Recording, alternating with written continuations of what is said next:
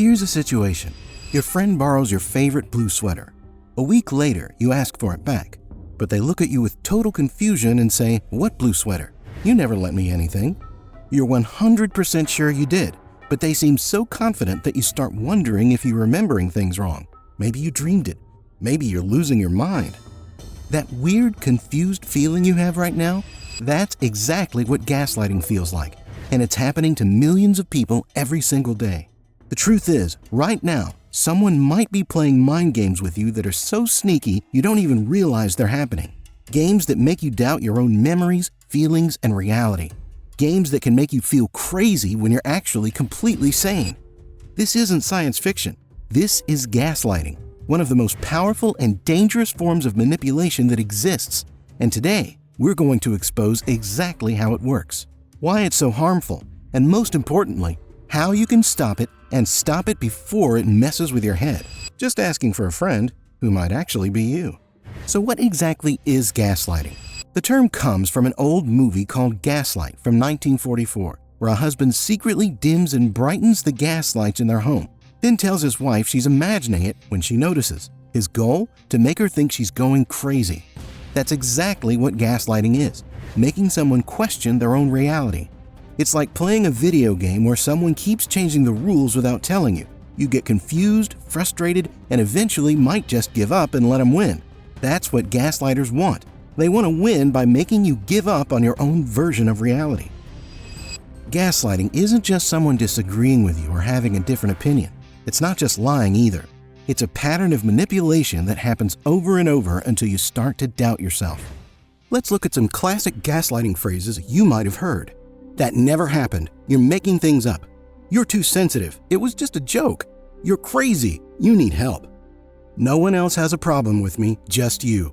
I never said that. Your memory is terrible." Sound familiar? These aren't just mean comments. They're weapons designed to make you doubt yourself. Gaslighters don't just use one trick. They have a whole toolbox of manipulation techniques. Let's break down the main types. First, there's classic gaslighting. Flat out denying your reality. "I never said that," when you clearly heard them say it. Then there's withholding, when they refuse to listen or discuss something. "I'm not talking about this again." Or, "I don't know what you're talking about," when they absolutely do. Contradicting is another favorite. Challenging your memory of events even when you're 100% sure. "That's not how it happened," or "You're remembering it wrong." Diversion is super sneaky. They change the subject to make you look bad. You bring up something they did wrong, and suddenly they're talking about that one mistake you made 2 years ago. Minimizing makes you feel silly for your feelings. "Why are you so upset? It's not that big a deal." Or, "Other people have it way worse than you." And one of the cruelest forms? No one will believe you. This cuts you off from getting help and traps you in their reality. So why do people do this? Why would someone try to make you doubt your own mind? For narcissists and manipulators, gaslighting is all about control and power. When you're confused and doubting yourself, you're easier to control. It's like a lion weakening its prey before the attack.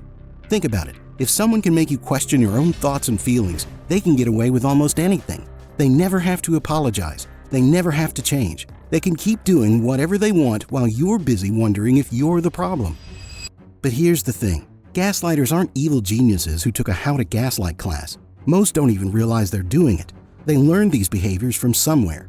Maybe their parents did it to them, or they discovered it works to get their way. The scariest part? Gaslighting works because we're wired to trust others, especially people we care about. When someone we love or respect tells us our reality is wrong, part of us wants to believe them. We think, why would they lie about this? And that's exactly how they trap you. How do you know if you're being gaslighted? Here are the warning signs. You constantly second-guess yourself. Did I really say that? Maybe I am overreacting. You make excuses for the other person's behavior. They're just stressed, or they didn't mean it that way. You feel confused all the time, like you're walking on eggshells. You find yourself apologizing for things that aren't your fault. You can't make simple decisions without doubting yourself. You started recording conversations or saving texts just to prove yourself that you're not crazy. That last one, psychologists call it the gaslighting test. If you're saving evidence of conversations just to check your own sanity, you're probably being gaslighted. Here's a real-life example. 12-year-old Mia noticed her older sister would take her things, then deny it completely. When Mia would tell her mom, her sister would say she's always making up stories for attention. Eventually, Mia started to think maybe she was imagining things, until she set up her iPad to record her room and caught her sister in the act. That feeling of relief when Mia saw the video, that's the feeling of reclaiming your reality. So how do you fight back against gaslighting? Here are 5 powerful strategies. First, trust yourself. Your feelings and memories are valid. Write them down right after they happen so you have your own record. Second, don't try to convince the gaslighter they're wrong. This is crucial.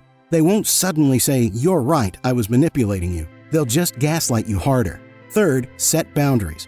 When someone starts gaslighting you, you can say, "I'm not going to discuss this if you're going to tell me my feelings aren't real." Then walk away if needed. Fourth, talk to people you trust. Gaslighters often try to isolate you, but hearing from others that your reactions are normal can be incredibly powerful. Fifth, remember the phrase, "That's not my reality." You don't have to accept their version of events. You can acknowledge that you see things differently without getting into an argument. The most important thing to remember, gaslighting says everything about the gaslighter and nothing about you.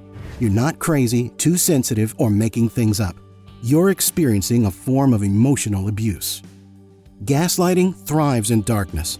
By shining a light on these tactics, you take away their power. The next time someone tells you that never happened when you know it did, you'll recognize it for what it is, not a reflection of your sanity, but a manipulation tactic. Remember, your reality matters, your feelings are valid, and no one has the right to tell you what you experienced or how you should feel. If you're dealing with gaslighting right now, know that you're not alone. Millions of people face this every day in relationships, families, and even at work. But now that you can name it, you can fight it. So the next time someone tries to play mind games with you, remember what you learned today. Your mind is your own, and no one gets to mess with it. Stay strong, stay confident, and most importantly, stay true to your reality.